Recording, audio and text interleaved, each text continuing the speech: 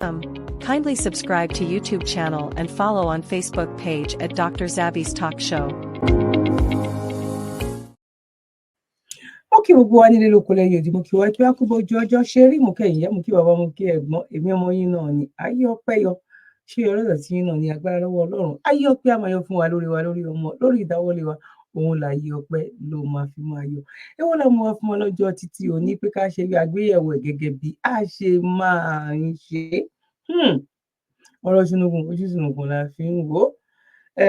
Ìwọ tó bá ní kí ló máa ń porúkọ tó bá ní handkerchief la máa ń pè handkerchief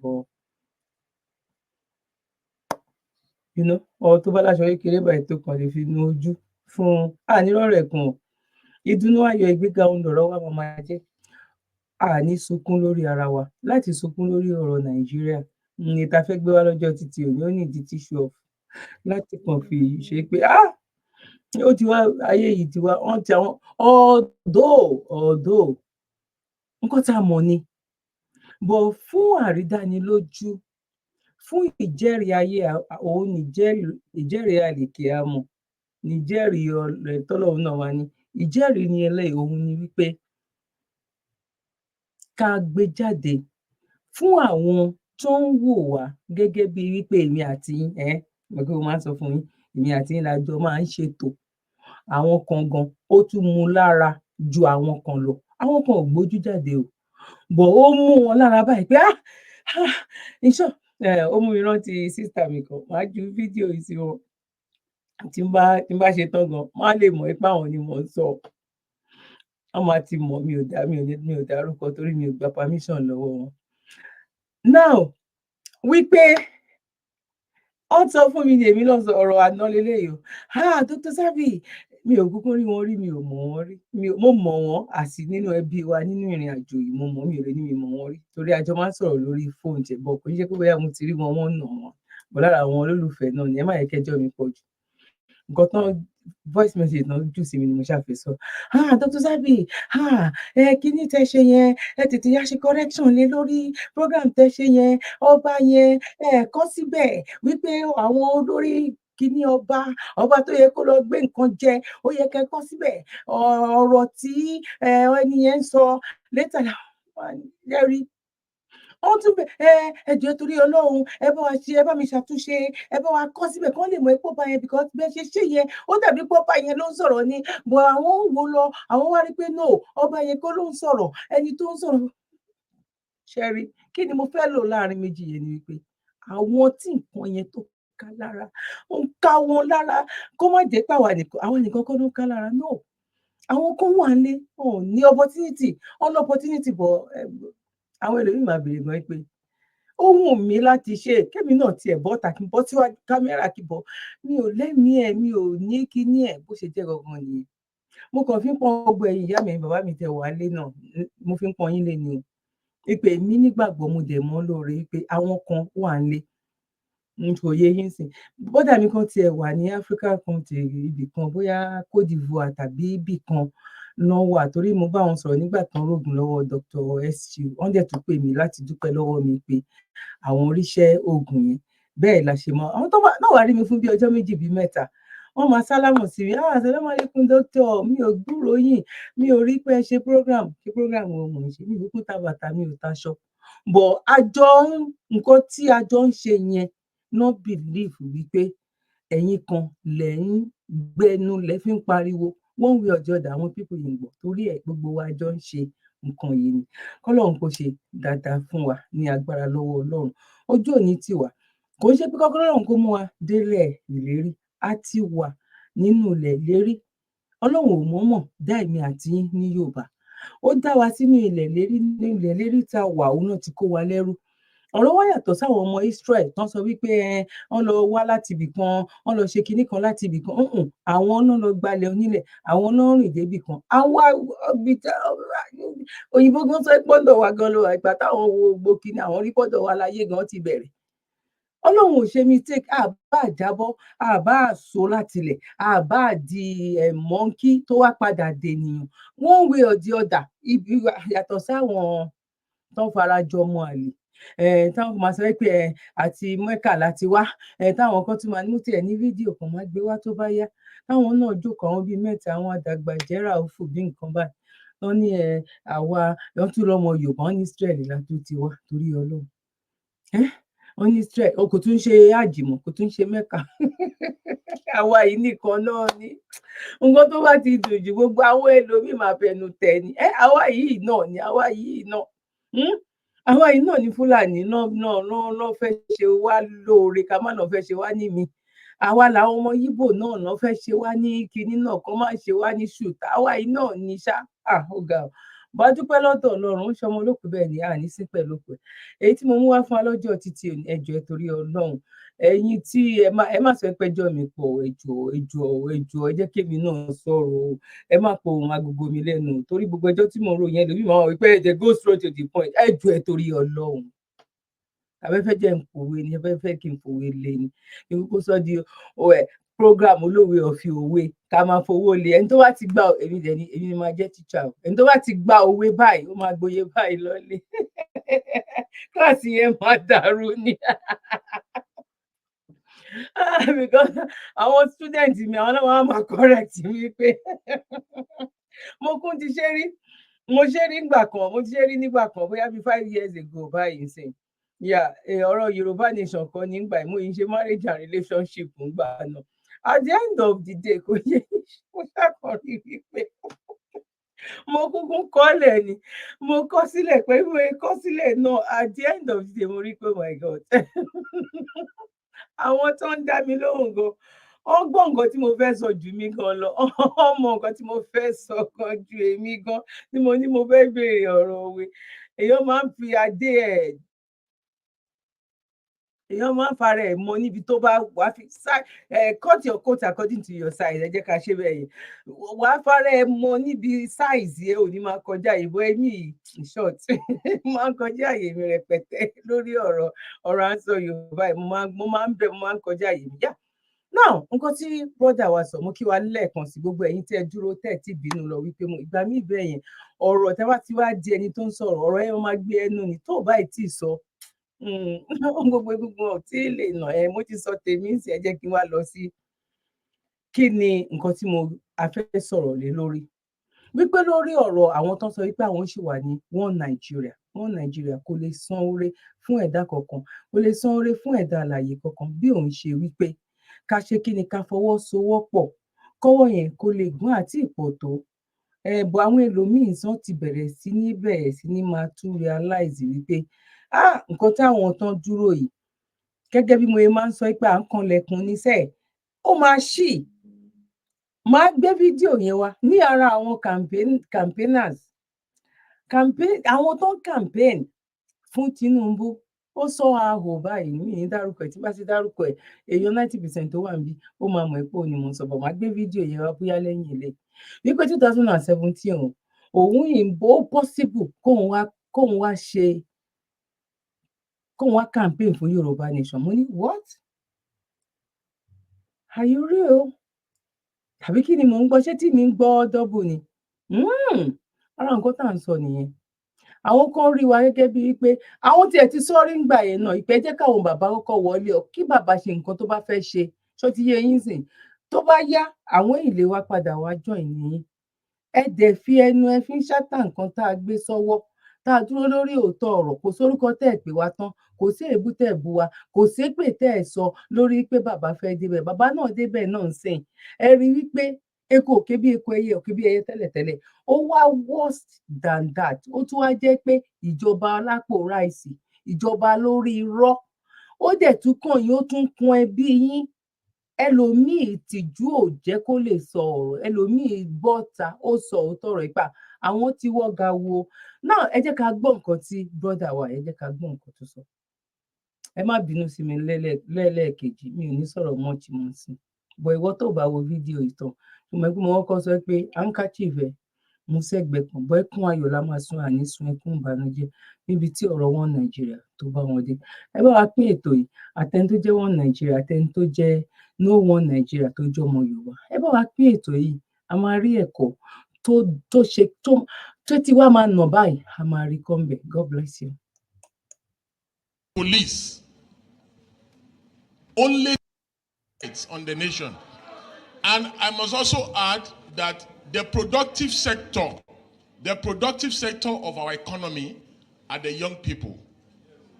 And these young people, they don't use siren, they don't use convoys, and also they are not even captured in the economic indices of our country. Let me give you a simple analogy how doomed this country is. You see, among the police, only 13,000 police officers are engaged in fighting banditry and terrorist activities. 13,000. But go to the first CID, go and check. You can even use FOI to check this. 130,000 are following big men up and down. 130,000 are following big men up and down. In the Senate alone, and that's Senate and House of Reps, alone, there are 3,600 police people attached to these jobless senators and House of Rep people. Why will insecurity not persist in the country? If you see one small boy, just because he does Yahoo, he commands 4 or 5 policemen. That's why the country is fucked. I'm sorry to use the word, the F word. The country is doomed for real, and there's no coming back from it. Any nation where the police, the SSS, the army are subcontracted to politicians instead of policing the nation can never work. Forget about this cosmetic surgery and all these things. And believe me, as we are here, I can assure you that there are more than 200 conferences going on in Abuja right now. Nothing comes out of these conferences. Absolutely nothing. If you go to Merit House, if you go to Transcorp, if you go to Sheraton, if you go to Ibro Hotel, even here, I think there are about 4 or 5 conferences going on here today. These are conferences, you print conference material, they do flyer, they do banner, we are wasting time in this country. Nigeria needs active citizens who will just wake up early in the morning on a faithful Wednesday or Thursday or Friday and occupy the entire nation and demand for reform and demand that these armed robbers, these buccaneers who are in the National Assembly, that they must stop stealing. A situation where you have the national budget, and 80% of the national budget is stolen. Is stolen. Blatantly stolen. And you expect me, you tell me that things can work. A situation where in a country, somebody stands in a church and says, lion carried him on his back. And people actually believe. People believe. So how do you want such a nation to work? And again, can you really blame them? You can't blame them because go and check all nations of the earth where governments have failed. People turn to God and religion. That's why you see people. Are you not surprised that Nigerians are calling on God of Israel, but Israel is calling on Iron Dome for protection? So, having said that, it's also important to say that if not for social media, where will we have been able to see the akpabios of this world that will tell citizens and insult them that while you are protesting, I'll be eating.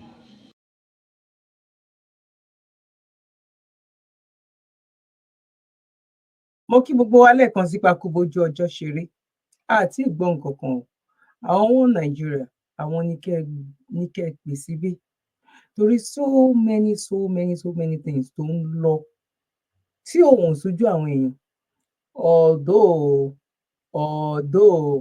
àwọn èèyàn kan wà nínú ìlú òyìnbó tó jẹ́ wípé ìṣọwọ́ tán fi ń ronú wọ́n á tẹ̀rù pọ̀ sí inú ilé ayé yìí.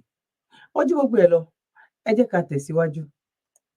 You know, if not for social media, how would we have seen Abelo resisting arrest by EFCC? If not for social media, how would we have been able to see the First Lady fooling around planting something in her backyard? And that is the only way to develop an economy. If not for social media, how will we have been able to know the abracadabra of Dangote and the NMPC and all their wuru-wuru? If not for social media, how will we have been able to see the miracle of off your mic? You remember when the other man was accused of stealing 80-something billion naira, and he suddenly, immediately they started asking him questions in the National Assembly. He fainted. You know, if not for social media, how will we have been able to see the exposure of tribal bigots online who tells Igbos not to vote in Lagos in their own country on election day? If not for social media, how will we have been able to see the level of brigandry during elections and electioneering, where Edo election is just coming up in a few days? The last election in Edo, a reporter was reporting that APC is sharing 5,000. Yeah. PDP is sharing 5,000. Everybody is collecting and everybody is happy. If not for social media, how will we have been able to see those unethical practices? Again, if not for social media, how will we have been able to see the young man from China who exposes corruption and skill, the lecturer from Kano, Dambelo, who is Tulumbu's friend? If not for social media, how will we have been able to see that? If not for social media, how will we have been able to see the APC national chairman, Gandola, stuffing his Babariga with dollars? This is what they want to regulate. Don't allow them to regulate social media.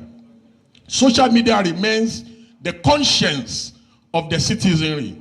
If not for social media, how will you have been able to know that they have renamed Nigeria Federal Republic of Rice? Rice. Every problem, they believe that rice is the solution. Yeah. If not for social media, finally, I know my time is up, and I'm so sorry. If not for social media, how will we have been able to harness the power and the dynamism of the youth during End SARS, End Bad Governance, and other social changing events? Social media has become a tool of mobilization. The reason why the government is so scared and why they did everything humanly possible to stop protests and agitation is because they know. And the reason why they target social media is because they know the power that social media wields. Yes. And they intend to stop the power. Yes. And in closing, if not for social... Now, Emma Bongo to somebody. Omo agbára tí social media tó ní. Agbára tí social media ní, ẹ wò ìgbà tá bẹ̀rẹ̀ wípé a fẹ́ kúrò nínú oko ẹrú iṣẹ́. Wọ́n so wá pọ̀ ni. Ọ̀rọ̀ wípé ẹ fìyà jẹ wá kékeré ló jẹ́. Ọ̀rọ̀ wípé Fúlàní ó wá jẹ oko wa. Kínkínní ni nǹkan tó wà nínú yẹn. No, nǹkan kékeré nìyẹn. Èyí tó jẹ́ pápánbárí ńbẹ̀ ni wípé Allah kì í ṣe ìran kan náà. A kì í ṣe ìran kan náà. Èdè wa ò jọra, oúnjẹ wa ò jọra. Àwọ̀ wa gan ò jọra, ìdúró wa ò jọra. Ìwọṣọ, ìsọ̀rọ̀ sí, ìhùwàsí kò jọra, à ń ṣe nǹkan kan náà, àjọ wá láti ibì kankan náà, àjọ wá láti ibì kankan náà, ibi tó ní kálukú ti wá ọ̀tọ̀ọ̀tọ̀ ni. Elédùmarè ò wá ṣe mistake láti dá oníkálukú sórí ilẹ̀. Ẹ wá wo ìgbà tí bàbá wa tó dìde, bàbá Bánjí Akíntóyè, bàbá wa Chief Sunday Igboho. Ẹ wo ìgbà tó dìde àti gbogbo àwọn tó kù tó fi mọ́ orí wa yìí, tó fi mọ́ orí ẹ̀yin tẹ́ wà nílé tẹ́ ń gbọ́rọ̀ yìí. Wípé yes, àsìkò ti tó sẹ̀. Kò ṣe pé Fúlàní ṣe kinní kan nìkan ni, àní àṣẹ, ó tún wá so wá pọ̀ ni. Ìgbéyàwó dẹ̀rẹ̀ tó bá ti kànrọ̀ ẹ̀mí, ìyá gan ló máa mú ọmọ pé àwọn tí ó wà lọ́wọ́ mi pọ̀, jẹ́ oníkálukú kó ṣe tiẹ̀ lọ́tọ̀ọ̀tọ̀. bó ìgbésẹ̀ tó gbé ńgbà yẹn òun ni Tinubu ló ṣe dìde tó gbé ẹni tí bí 2x2 tó gbé dìde because ó mú agbára tó ń lọ ń gbà yẹn agbára lórí social media White House everywhere nínú UK yìí Germany gbogbo kò ń ṣe pé nílùú nìkan gbogbo àwọn olórí ní gbogbo àgbáyé ló mọ̀ wípé nǹkan kan ti ń ṣẹlẹ̀ ní Nàìjíríà yìí òun ló fi lo agbára social media náà tó fi wá gbé fi wọnú ẹ̀ táwa ò tètè mọ̀ tó fi orúkọ Ọlọ́run Jésù ti sọ fún mi Ọlọ́run ti sọ fún mi ẹ jẹ́ ká lọ gbàwẹ̀ ẹ jẹ́ ká wà nínú àwẹ̀ máa gbà ní a máa gbà ní a ti débẹ̀ wọ́n ti fún wa lọ́wọ́ tó bá ti pé báyìí kẹ́ celebrate ní kẹ́ jubilate ní ó ti débẹ̀ nígbà tó jẹ́ pé àwọn tó bá lọ sí orí òkè tán wà nínú ẹ̀mí yes bàbá ti gbọ́ bàbá ti sọ bẹ́ẹ̀ bàbá ti ṣe bẹ́ẹ̀ bàbá ti wí bẹ́ẹ̀ náírà ó ti dìga ju dọ́là lọ in the next 1 month in the next kinní kan Ọlọ́run ló fi wọ̀n òun ó bá òun mu gàrí lánàá wọ́n jọ jẹsẹ̀ mọ́ níjẹta ni gbogbo orú àwọn nǹkan bẹ́ẹ̀ yẹn lẹ́ni yìí gbé wá. àwa náà wá rí wípé ẹni tó ń pe orúkọ Ọlọ́run báyìí kò lè gba nǹkan tì lọ́wọ́ mi ẹni tó ń pe orúkọ Ọlọ́run báyìí kò lè sọ wípé kí n mú wá kí n má mú wá a bá ju tọwọ́ wálẹ̀ 95% ló ju tọwọ́ ẹ̀ láwọn díẹ̀ nínú wa ló ń fura wípé náà ọmọbìnrin yìí spirit àwọn ọba lọ àwọn èèyàn pè wá ń gbà yín náà èèyàn kàn wí pé bọ̀ kó tó di pé àwa gan máa wá sọ jí aṣọ ọ̀bọ́mọyẹ ẹ má ní mi ò padà dà aṣọ ọ̀bọ́mọyẹ mọ́ ọmọyẹ ti rìn ìwòwò ọjà ìgbà tó jẹ́ pé àwa gan tá à ń pèrò sọ́kọ̀ gan tó jẹ́ pé àwa gan la tún pèrò sọ́dọ̀ ẹ̀ gan bọ̀ ìgbà tí àṣírí máa tú táwa máa sọ pé ó lè ti wọlé dé lọ́sàn-án gan ẹ gbà wá báwo la máa ṣe ó ti kó nǹkan tó máa kó lọ àwa ń sáré lọ báyìí àwa ń sáré lọ báyìí ó wá jẹ́ wípé ó kàn dé ń jábọ́ díẹ̀díẹ̀ létè ẹ̀rí bí slow motion bọ̀ èyí tó jù ní wèrè yẹn ó ti kó àwọn èèyàn ó ti kó nǹkan ẹrù ẹlẹ́rù yẹn ó ti kó lọ ó ti ń kó lọ bọ̀ nílé tó wá ń lé yẹn òun láriwo táwa bẹ̀rẹ̀ sí ní pa tó ta ó yẹ kán máa pè wá ní sọjí ọmọ sọjí ayé ẹ̀ nígbà tá a sọjí pé àgà kí ló ṣẹlẹ̀ yìí Ọlọ́run ibo lójú ẹ wà ó bá jí pé ẹjẹ́ a máa lè òun ló ń lọ yẹn ìyá yẹn nìyẹn ẹjẹ́ a máa lè ẹjẹ́ a mú lè nǹkan kan wá ń drop ó wá ń yọ díẹ̀díẹ̀ ó ń yọ díẹ̀díẹ̀ kékeré ni òun làwọn táwa kù ṣé wọ́n àwọn tó kó lọ tó pọ̀ yẹn ó wá lọ ṣe ṣégè fún wọn ó fi ṣégè hàn wọ́n ìgbà tó ṣe ṣégè fáwọn yẹn sì bíkọ́ ó ti rìn wọ́n sí òwò wọ́n ti jẹmọ́ ní olè ní bàbá dúdú olè ní bàbá Kútọnu olè ní àwọn ọmọ ẹ̀yìn ẹ̀gbọ́n pàápàá wọ́n wá rí wípé wáò àwọn eléyìí ò tiẹ̀ ń ṣolè rárá jágúdá páálí leléyìí ó rìn wọ́n sí òwò èyí tó máa gbé lélẹ̀ tó máa gbé mọ́tò lẹ̀ tó máa gbé òun fúnra rẹ̀ gan lẹ̀ ó gbé wọn sílẹ̀ now iwájú òṣè wa lọ fún ẹ̀yìn wa ṣe padà sí kẹ́ lè mọ agbára táwọn náà mọ researcher ni wọ́n agbára tó mọ̀ wípé social media tó ní tá bá ń ba lọ bá ṣe ń ba lọ yẹn gbàgbé bóyá ṣẹlẹ̀ náà bọ́ tí wọ́n lọ ṣe ṣe tọlọ́run ẹ jẹ́ ká tẹ̀síwájú díẹ̀ sí ká fi gbọ́ nǹkan tí kí n tó gbé pápánbarì kí n tó wá gbé tẹ̀lé ẹ jẹ́ ká gbọ́ nǹkan tó máa sọ next. Media, how will we have been able to know all the exposures of corruption in the society? For instance, there is a young man in any school, anybody filling form to go study computer science, a waste of time. Computer science, IT is an art. You practice it like you learn handwork. So these boys, without you providing education, has learned these skills and they are practicing it.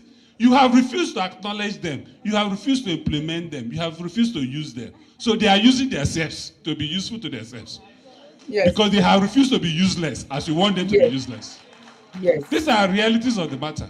So as it relates to economic development, let us first start. Now, kó tó di kó tẹ̀síwájú ẹ jẹ́ kí nǹkan tó sọ yẹn ó ti wà ń bí báyìí. Ẹ̀yin useless wa kó tó di pé mo wá useless pátápátá tí ẹ jẹ́ gbọ́ná bí kan tó bá máa já sí gbogbo já sí kú tí ó bá jẹ́ já sí kú a máa mọ̀ ká tó tẹ̀síwájú nínú yẹn ẹ jẹ́ kí a gbé ánsà yẹn wá. Sprite and mixed it up. So I gave it to her. When I get close to my house where I live, there was an uncompleted building. So we kneeled on the wall. We were just talking. So gradually, she's feeling weak. Gradually. So and I took her to the uncompleted building. So I strangled her to death. I tied her hand, the clothes she wore. I used it to tie her leg. I used cord, and the rope there's a rope they used to use to dry clothes. I used to cover her neck. I tied her neck, and there's another rope I used to tie her hand. So and I drag her to a bush close to where we live. So there I removed what my native doctor told me she removed: eyes, tongue, lungs, intestine, and some part of her ass. ìyá mi, I bought bàbá mi, codeine. ẹ̀gbọ́n mi àti àbúrò mi, ẹ wo ọmọkùnrin tó ń sọ̀rọ̀ yìí, ẹ bá mi fi làákàyè, ẹ bá mi fi máa gbé, òun ló ń lọ yẹn tó ń sọ̀rọ̀ lọ yẹn. Ẹ bá mi gẹ̀ẹ́sì irú how old ni ọmọkùnrin yìí, ọmọ yìí tó bá jẹ́ pé kò ń ṣe pé gbogbo ẹ̀ ti bàjẹ́, ó ti wá dàrú ni. Irú ọmọ yìí tó máa yìí nígbà, sáré bá mi lọ gẹ̀ẹ́tì pure water wà ń bẹ̀ yẹn. Ìgbà sáré bá mi lọ sí ṣọ́ọ̀bù yẹn lọ ra panadol wá fún mi ní Nàìjíríà. Ìyẹn ọmọ yìí, ẹ wo ọmọ tó sọ nǹkan tó sọ yẹn, tó jábọ́ ní ẹnu ẹ̀, tó fi ẹnu ara ẹ̀ báyìí, tó fi sọ pẹ̀lú tó fọ́ ọ̀sẹ̀ nǹkan tó ṣe òun ló sọ báyìí. Ẹ wo ọmọ yìí, ẹ bá mi type ẹ̀ sínú comment section. Ẹ̀yin olóríire, ẹ̀yin alálùbáríkà, age wo lẹ lè bá mi fún ọmọ yìí? Ṣé 19 ni, 20 ni, 21 ni? Ọmọ yìí ò lè 30. Ọmọkùnrin tó ń sọ̀rọ̀ yìí, tẹ́ ẹ̀ ń rójú ẹ̀ yìí, tójú ẹ̀ yìí kò lè jọmọ 30 years old. Now ẹ jẹ́ ká wá padà sí nǹkan tí àwọn olóríire yẹn ibi tó ń bá lọ. Now. Go to every state. I will call on the sub-regional. Can we begin to create a private institute? Or if the national has refused, create where we can have. These boys are good though. Do you know what it takes when you see them? See, it's because when the problem is most people driving our government, they don't relate with the millennials. Neither could they understand the Gen Zs. The Gen Zs don't believe I need to wear suit to go to work. I need to sit at home and earn an income. And you have refused to accept it.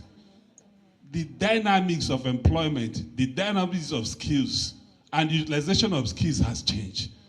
And we must understand it. It is not everybody that goes to 8 to 5 or 9 to 6 that is working. Some of them is just because the employment says you have to sit there. If you evaluate them, they actually did nothing for that time. Yeah. But these boys stay awake till 2 a.m., stay awake till 3 a.m., tracking traffics of communications. Bros, you know easy. Let's acknowledge this work. It is the stupidity of our system. It is the stupidity of our government to have harvested them and utilize it well. I have lived a life to have worked with this, and I work with the Gen Z. When I hire you, do you know what I tell you? When do you want to work? Some of them want to sleep till 10 and wake up and go and play and start working by 9 and work till 7 a.m. in the morning. And you say they are not working because they didn't bath and go to one office. Go ahead. So for the sake of economic development, we need to change the model of realities of employment. We need to change the model. Ó lè change ẹwà àwọn bàbá tó wà ń bẹ̀. Ẹ wo yẹn ló fi jẹ́ wípé ó ń dùn mí fún àwọn kan. Mo ka ìwé kan nígbà kan. Bóyá ara àwọn nǹkan tó fi jẹ́ wípé mi ò fi kó nǹkan tí àwọn tó ń sọ wípé ẹ jẹ́ a lọ fún restructuring, or ẹ jẹ́ ká lọ fún restructuring, ká lọ́lọ́pàá tiwa, ká ní kinní kan tó máa wá ń sọ̀rọ̀ pé bàbá wó lọ́wọ́ ó ti ṣe ń gbà yẹn, ìgbà tán ṣe. Ó ní ẹni tó bá wà tó lọ máa ń ronú pé nǹkan táwọn bàbá ẹ̀ ṣe nígbà yẹn. Mi ò lè sọ, kó má dàbí pé mo búyàn. Ó ní, nǹkan tí bàbá wa ṣe, nǹkan tí ẹ̀yin ṣe gangan, kó máa sọ ń gbà yẹn pé òkè àwọn bàbá yín lọ́lọ́pàá tiwọn, àwọn bàbá yín ṣe kinní kan, bọ̀ ní ìgbà tẹ́yìn dé ẹ gba ẹ̀tọ́ yín wípé ẹ̀ ń ṣe nǹkan kan náà, ó lè pẹ́ ó lè yá, bọ̀ kẹ́ wà lórí ẹ̀tọ́ yín pé ẹ̀tọ́ yín ni. Tó bá jẹ́ nǹkan tí bàbá yín ṣe tí ẹ̀yin ò ní nǹkan kan tẹ́ fẹ́ ṣe, and kí ni result ìgbà táwọn bàbá yín ṣe? Wọ́n padà bàjẹ́ ni. That means tẹ́yìn náà bá gbà náà ẹ wà láyé tàbí ẹ̀sìn láyé ọmọ àbàjẹ́ náà ni. Wọ́n ní fún má kọ́ mi ní ẹja, má fún mi ní ẹja, kọ́ mi bọ́n ṣe ń pa ẹja. Yẹ́ bá fún mi ní kudos, mo ti ń fúnra mi ní kudos. Má fún mi lẹ́ja jẹ, kọ́ mi ní bọ́n ṣe ń pa ẹja. Má fún mi wípé ẹ fún mi lọ́lọ́pàá tí mo fẹ́ máa lò. Fún mi ní ilẹ̀ mi ní, mo fẹ́ gba ilẹ̀ mi, èmi mo ní property mi, jẹ́ ká lọ ṣe ilé ajé wa. Àwọn ọmọ Yorùbá ọ̀tẹ̀ ló máa pa wọ́n o, ẹ jẹ́ kán lọ ṣera wọn bó bá ṣe wù wọ́n. So ẹ ti ẹ̀jẹ̀ á lọ dán wọ́n ní dán wò ló bí ìyá ọ̀kẹ́rẹ́, ẹ jẹ́ á lọ ní nation tiwa. Tó bá wá di after àgbà yẹn wípé ẹ gbà wá o, a fẹ́ nation mọ́ o, Nàìjíríà wá padà wá gbà wá, ẹ ti ẹ̀ lọ dán wò náà. Báwo lẹ́yìn máa jókòó ti pé àwọn bàbá wa, àwọn bàbá olódo ọ̀pọ̀nòdo òun ló ń ṣe bẹ́ẹ̀. Báwo lẹ ṣe rò sí lọ́dọ̀ tí yẹn? Bá mi fílẹ̀ nínú comment section. Now, àwọn eléyìí ò lè ronú bẹ́ẹ̀. Àwọn tó wà lórí oyè, ẹ wo gbogbo àwọn sẹ́ẹ̀tì wọn yẹn, ẹ wo gbogbo àwọn sẹ́ẹ̀tì wọn. Àwọn ọmọ wọn ló tún wá ń fi síbẹ̀ náà sìn. Ọpọlọ àwọn bàbá wọn náà ló máa wà lórí wọn. Àwọn tó ṣe pé Bọ́lá Ahmed Tinubu ó ṣe gọ́vnà fún 8 years, kò gbowó lọ́wọ́ federal, òun ló ṣe this, òun ló ṣe that, òun ló ṣe kinní kan. Kódà gan pàápàá gan, àwa tá àti ìpè 70 according to bí bàbá yìí sọ pé 70s lòun wà, tá dẹ̀ mọ̀ pé 80s ni wọ́n àti mọ́mítì mi ní age mate. Tí ò bá wà ní 89, á wà ní 88. Àwọn àtàwọn mọ́mítì wa náà ìjọ jẹ́ age mate láyé báyìí. Àwọn àtàwọn èjì ọmọ lòun lọ ń lò, èjì àwọn ọmọ wọn bí first born bí nǹkan kan òun làwọn ń lò, because ní ìgbà ẹ má jẹ́ ká lọ jìnnà. Kí ni mo fẹ́ fàyọ nínú ibẹ̀ yẹn ni wípé ẹni tó wà ní 40s gan tí mo fi Ọlọ́run búra, mo lẹ́ni tí mo mọ̀ tó súnmọ́ mi tó wà ní 40 tá a bá ń sọ̀rọ̀ tó máa ní mo ti gbàgbé nǹkan tẹ̀sán, mo máa sọ fún yín pé mo tètè máa ń gbàgbé nǹkan, mo tètè máa ń gbàgbé nǹkan jàre, àwọn tí mélòó ẹ̀wọ̀ kankan èjì ẹ fi mí lẹ̀. Ẹlòmíì máa jẹ́rìí sí mo yẹn ń sọ lọ́wọ́ ẹ̀. Ìyẹn ni ẹ wá sọ wípé ẹni tó wà ní 80 something years tẹ wá fi ń wé ìgbà tó ṣe ọdún mẹ́jọ nígbà tó wà ní 50s tó ṣe ọdún mẹ́jọ. Ẹ rí bí brain yẹn bó ṣe rí ńgbà yẹn àti sìn yín ni. Ó wà bọ̀ tírú wọn ò kọ́ mọ̀. Irú bàbá Akíntóyè ń sìn, bàbá Akíntóyè respect sir. Tẹ bá gbé pé mo very respect sir. I'm telling you. Bàbá ṣe ń kọ novel títí di bá ṣe ń sọ̀rọ̀ yìí. Bàbá ń kọ ìwé tí bá ń sọ̀rọ̀ tó wà kọ̀wé mọ́jú. Àwọn ọmọ tó wà lọ́tọ̀ wọn máa ní ẹ bá wà sọ̀rọ̀ bàbá ò kì í sùn dáadáa, bàbá máa wà lórí system, bàbá máa wà lórí 80 something going to 9. Ó wà bọ́ irú wọn ò pọ̀ ni. Àwa lè sọ wípé torí Tinubu ti ṣe nǹkan kan nígbà tó wà ní 50s, irú ẹ̀ náà sì pé òun náà ló máa ṣe. Àwọn tọ́pọlọ wọn bá ti shrink, àwọn ló máa ronú bẹ́ẹ̀ yẹn, ló máa fi nǹkan orú wọn náà lọ ń ronú pé bàbá Awólọ́wọ̀ ó ti lọ́lọ́pàá tiẹ̀ nígbà kan, ó ti ní àmì tiẹ̀ nígbà kan, ó ti pínwèé free of kìíní kan nígbà kan, ìyẹn ni kẹjẹ ká padà sí. Àwọn tọ́pọlọ wọn bá ṣe kúnkúrú wà kékeré báyìí òun. But tó bá yẹn láàjọ ọpọlọ kó má yẹn láàjọ kó fúnra rẹ̀ gan kó fi expand ẹ̀. Bí àwọn òyìnbó nǹkan tó ti lè ṣe ní 50 years tó ti ń plan ẹ̀ pé òkè tó bá di 50 years kò tí lè tẹ́wọ́ lọ́bọ̀ nǹkan báyìí la máa ṣe, nǹkan báyìí la máa ṣe, wọ́n ti bọ àwọn eléyìí nǹkan táwọn nǹkan tí lè sọ yẹn àwọn youth àmọ́ ẹgbẹ́ gbogbo wọn náà kan lọ smart but àwọn ló lè think, àwọn ló lè ṣe gbogbo àwọn nǹkan báyìí. À ń pín rice làwọn eléyìí sì máa dúró lé lórí bí bàbá Awólọ́wọ̀ ṣe ń pín ìwé fáwọn ọmọ school. Ṣé mo pé wọ́n pín ìwé mọ́ ń sìn? Nàìjíríà ló ti ń pín ìwé laptop tablet òun ló ń pín ìlú òyìnbó. Òun ló ń pín, àwọn ń tẹ̀síwájú ni. Bàwá ìfẹ́ padà lọ nǹkan táwọn bàbá wa ṣe. Ó yẹ kóyìnbó wá nǹkan tí bàbá ẹ̀ ṣe ní 100 years ago ní ó yẹ kó máa ṣe. But Africa àrò wípé tó bá bàbá wa tó tẹ̀ lọ́wọ́ ń gbà kí lè rí ẹ̀ lẹ́nu. Ẹ̀yin tẹ wá fẹ́ ṣe yẹn from there òun la máa wá plan bẹ́ẹ̀ bá máa ṣe wá gba Yorùbá nation ká tiẹ̀ kọ́kọ́ ṣe náà ṣọ́ọ̀tì ẹ̀ fún yín náà. àti pọ́dẹ̀ làwọn àwọn tó ń sẹ́ pé àwọn born to rule àwa born to bow ìṣáàrí bàbá wa tẹ ló wà ńbẹ̀ ó bá ò báyìí fáwọn kàbáàní nígbà tó ń ṣe protest tó ń ṣe meeting wọn káàkiri tó ní kó má ṣe protest tó ń dẹ́rù bà àwọn ọmọ ọlọ́mọ ṣebí ọ̀jájá wà lẹ́gbẹ̀ẹ́ bó ṣe náwó pẹ̀lú ọ̀jájá lélẹ̀ yes ìgbà tó máa kíkà bá bóyá ṣe rí fídíò yẹn wà mo ti lò lórí platform yẹn rí kí má gbà wá lákòókò ṣé mi ò ní gbélé kúrò ń bẹ̀ kí n gbé. Of reality of skills training. So my recommendation is we can comfortably create a system if the government is willing and ready, because that system will work for us. I can set up a system where we'll track them, bring them in bros. Say you know how to hack every phone. Yes, no problem. UBA, please begin to pay this guy 1 million naira every month. Let him be tracking every phone for us. And you begin to see the banks being protected. Because as you block one, they will change formats. The format is very dynamic. And once they get one format, they share it, and the boys will go on. The format will work. Once that format is expiring, another one is coming up. So it's dynamic. Bros, speak for yourself. I may be a patron. Don't bother. So, having lived this life, you know when I spoke up there, I told you, 22 years ago, I was licensed as an ethical hacker.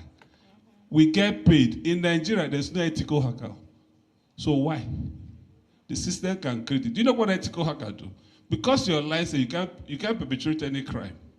What you do is that you begin to check for holes in a system. And there's no system that you have created that I will track in 1 minute or 60 seconds. I must detect a hole like I enter and do damage and come out. Every system you set in cyber security network must always have a 13 seconds lap. That is how it's built. That 13 seconds lap is for maintenance. So it will take somebody to track it per second to be able to detect that 30-second lapse. Once he detects that backhoe, he can enter and come out. Once he confirms it, he begins to deal with that. So if we have people, we have over 1 million Nigerians that have trained themselves on that, bros, we can hire them. That employment will help, and there will be development. I don't want to dive deep into it, but the economic benefit is so enlarged, and we can tap into it. If we don't do it early, you will begin to see magic that will happen in our elections. It is just a case of compare vote A plus vote B, assign the highest vote to who I like, and that is how the result will come out. Yeah, because wọn ò ní ṣe ní normal bí gbogbo ayé ṣe ń ṣe. Èyí tó máa fọwọ́ máa kà náà ni, torí pé kò lè dáa ni, torí pé ẹni tó kàn náà tún máa gbé fún. Nǹkan tó ṣẹlẹ̀ nìyẹn. Now, ẹ jẹ́ ká wá lọ sórí eléyìí láì má gbára wa ní àkókò. Mo dúpẹ́ lọ́wọ́ gbogbo ẹ̀yin tẹ́ ṣì dúró tẹ́ ń bá wa ká lọ. Lórí wípé kò lè níyànjú àwọn nǹkan tó yẹ pé ọ̀fẹ́ ló yẹ kó bá dé. Olówó kan gan pàápàá gan ló yẹ kó jẹ́ pé ó lè máa ṣe ní Nàìjíríà wípé irú àwọn ọmọ yìí máa sì wọ́n débi tẹ́rù ti bọ̀. Ẹ jẹ́ ká sáré lọ gbọ́ lẹ́nu wọn. Totally to her having Now, okay. BP rise that led to her demise. Guys, you're gonna need some tissue, some Kleenex for this episode because it is heavy, so go get it. And I really want to beg of you to please watch till the very end for some very important information. It's hard enough living with muscular dystrophy, a genetic disease that causes progressive muscle weakness and degeneration. But my guests today have had to rely solely on their siblings for all of their care since their parents' death. This is the home where they grew up, a 2-bedroom in Madala, Suleja, very close to Abuja. It's dilapidated, but they still live here, isolated because of their conditions. Sometimes they don't even step outside the fence for months, even for years.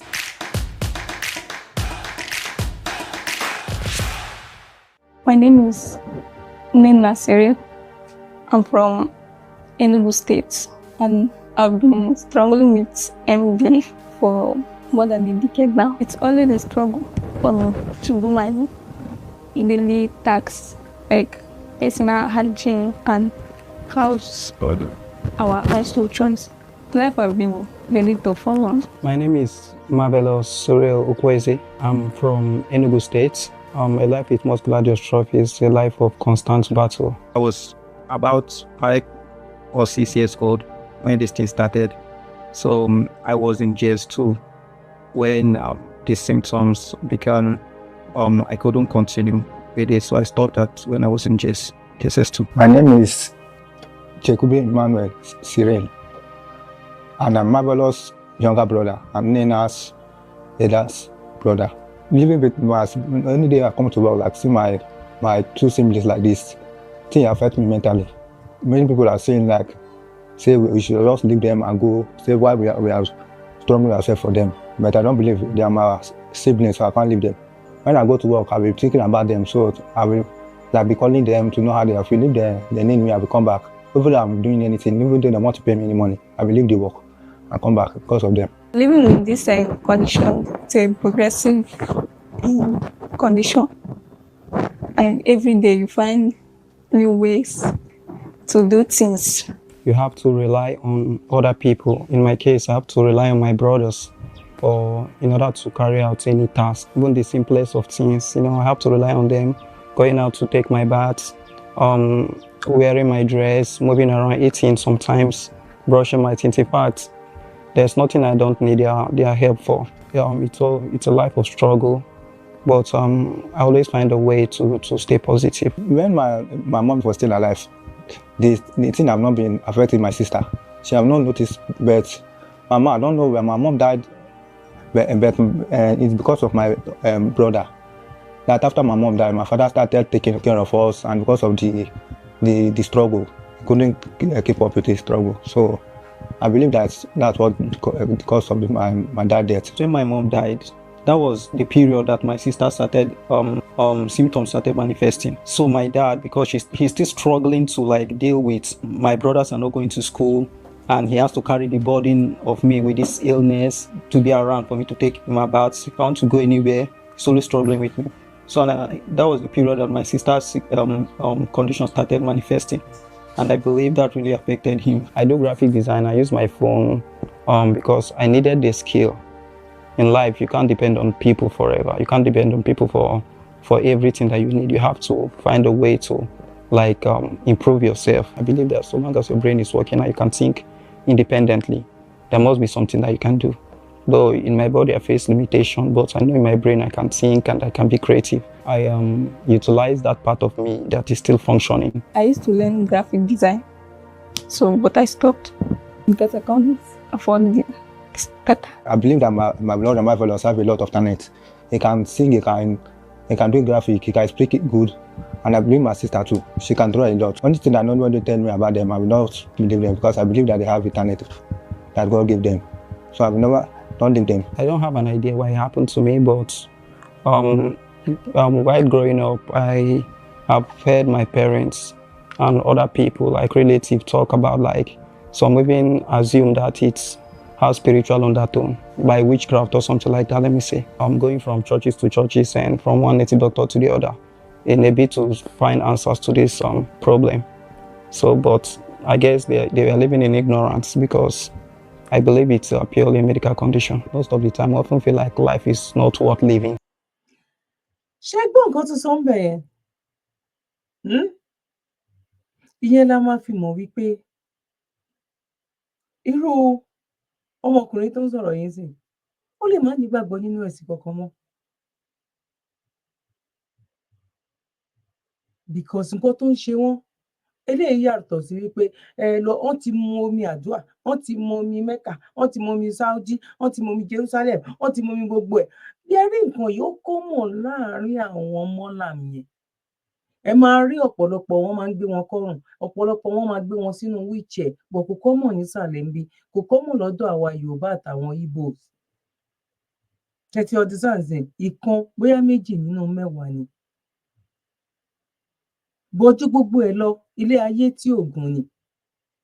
Ilé ayé tán jẹ́ kó gún régé ni. Òun ní ju gbogbo ẹ̀ lọ tó wà ńbẹ̀ because tó bá jẹ́ ìlú òyìnbó ni.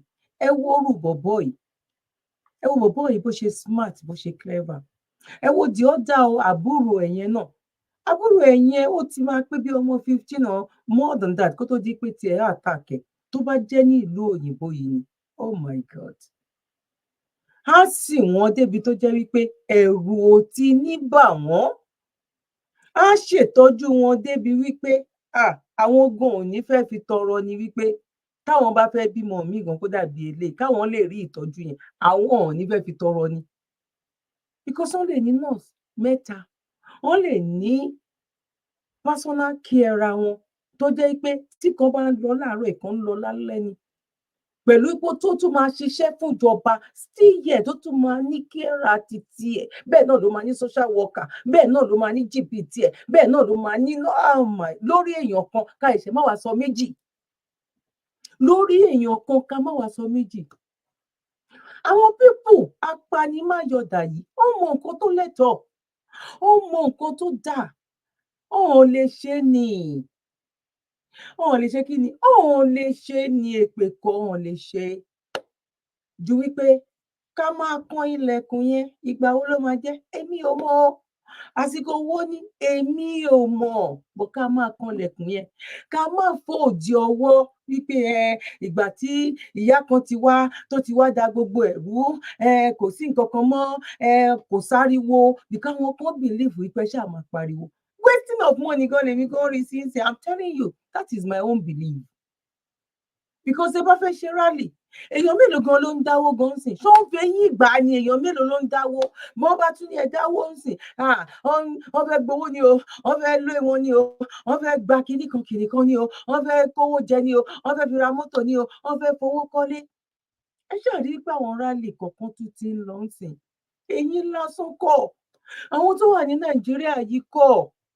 tẹ bá kó 10 sílẹ̀ nínú wọn 7 ò níṣẹ́ nínú wọn 3 tó kù tó níṣẹ́ owó tó ń gbà òkà ní nǹkan kan sáwọn ló fẹ́ lọ tẹ pépà sáwọn ló fẹ́ wọ mọ́tò sáwọn ló fẹ́ ṣe kinní kan ẹráàlú òyìnbó yìí náà ni ó dẹ̀ ní reason tó fi ká wa lára jura wa lọ.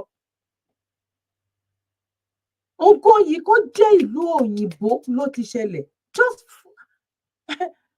benefit pé ọmọ fẹ́ swallow ní Island nígbà kan mo mọ ẹni tó ṣe mo mọ bí mo ṣe wà mo ń rí fọ́tò ẹ̀ lójú mi mo mọ orúkọ ẹ̀ mo mọ ilé tó ń gbé náà wípé ọmọ ẹ̀ ò lè swallow tablet ó ní difficulty láti swallow tablet lásán ó ń gba benefit lórí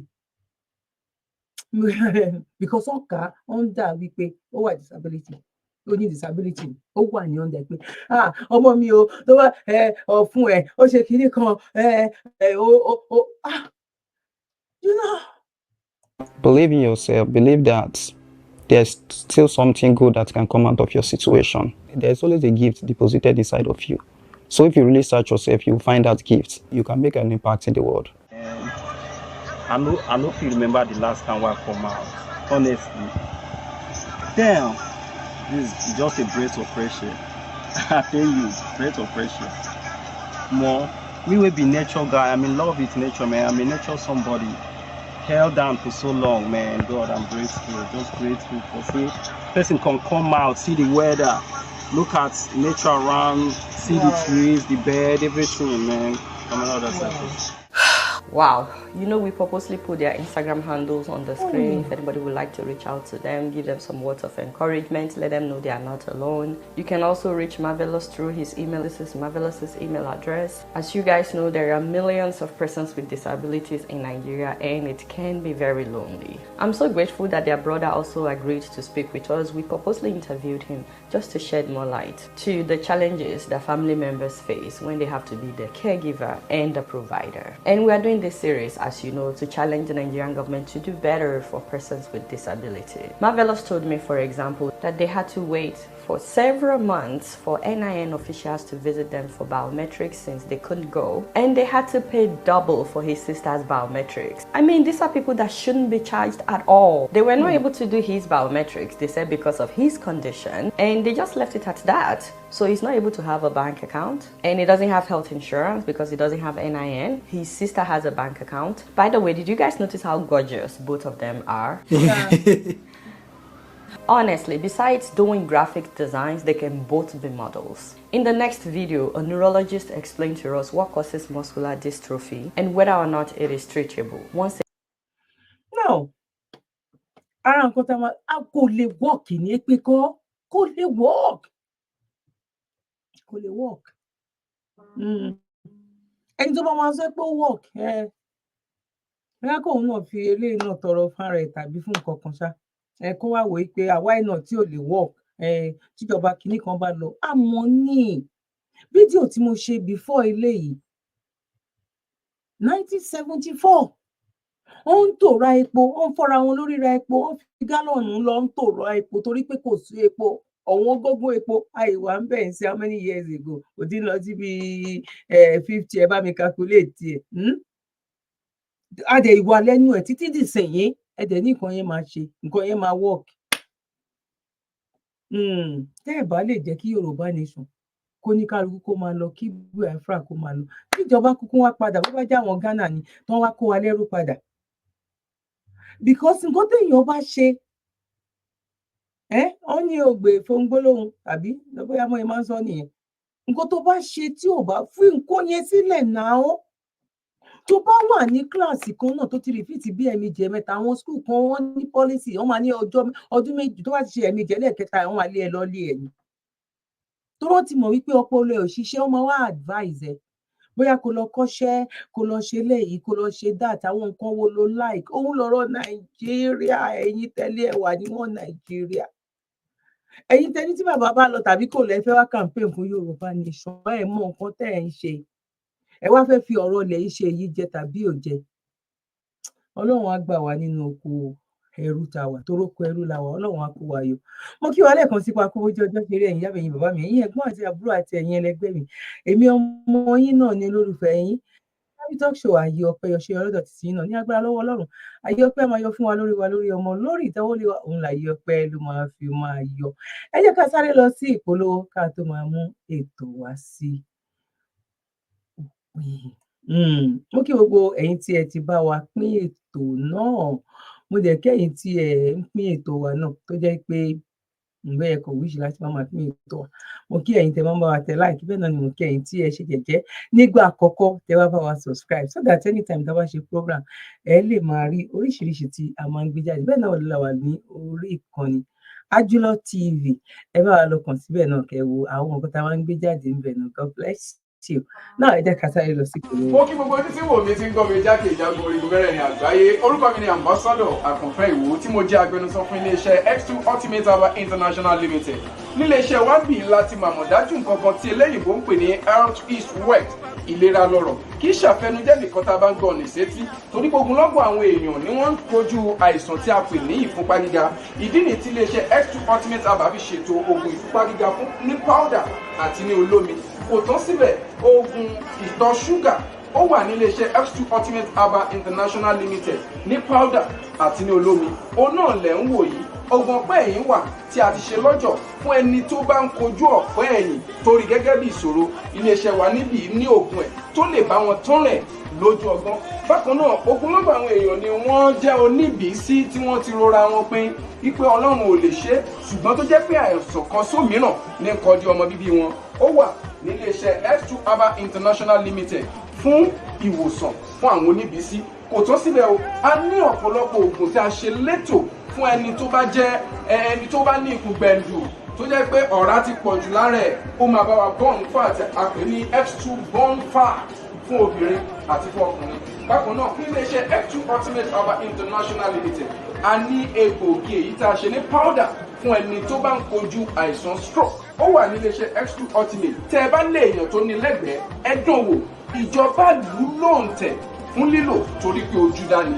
káàkiri ni wọ́n ti mọ̀ wá nílẹ̀ yìí jákèjádò àgbáyé kò sí onírúurú àìsàn tàbí àrùn tẹ́ lè máa kojú tí a ní oògùn rẹ̀ egbòogi ẹ̀ tá a ti ṣe lẹ́jọ̀ torí ẹ̀ àìrìn jìnnà láìra bukọ́.